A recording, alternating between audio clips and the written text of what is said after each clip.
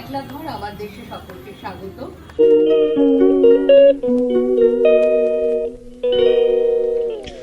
এই গাছটা দেখো, আমার ডান্স টিচার আমাকে এই গাছটা দিয়েছে আমার বার্থডেতে। এটা একটু একটু করে বাড়ছে, আমার খুব ভালো লাগছে দেখতে।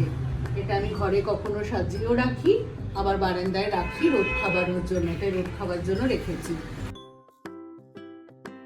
দেখো এই মানি প্ল্যান্টটা আমার বারান্দায় অনেকগুলো হয়েছে। তা আমার শোনা কথা যে মানি প্ল্যান্ট ড্রয়িং রুমের পূর্ব দিকে রাখলে খুব ভালো। যাই হোক, সেটা আর কি অনেকেই বলে, তাই আমি শুনে আজকে মানি প্ল্যান্টটা ঠিক আমার পূর্ব দিক ড্রয়িং রুমে এখানে রাখলাম। ভালো লাগছে দেখতে। দেখো দেখো এই পর্দাগুলো কিরম লাগছে। এটা আমার একটা টেবিল ক্লথ ছিল, মোস্ট অর্ডিনারি। তা আমি অনেকদিন ধরে ভাবছিলাম যে একটা হাফ পর্দার জন্য কাপড় কিনবো।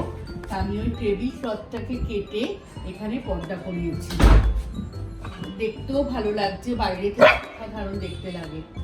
আর টেবিল ক্লথটা আমি ইউজও করতাম না, এটা আমার পর্দার কাজে লেগে গেল।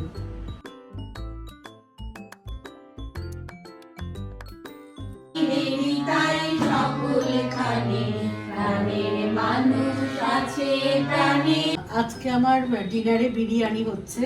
এটা আমার মেয়ে বেশিটা করে, টিঙ্কু এখন শিখে গেছে। একটু তোমাদের দেখাই বিরিয়ানিটা।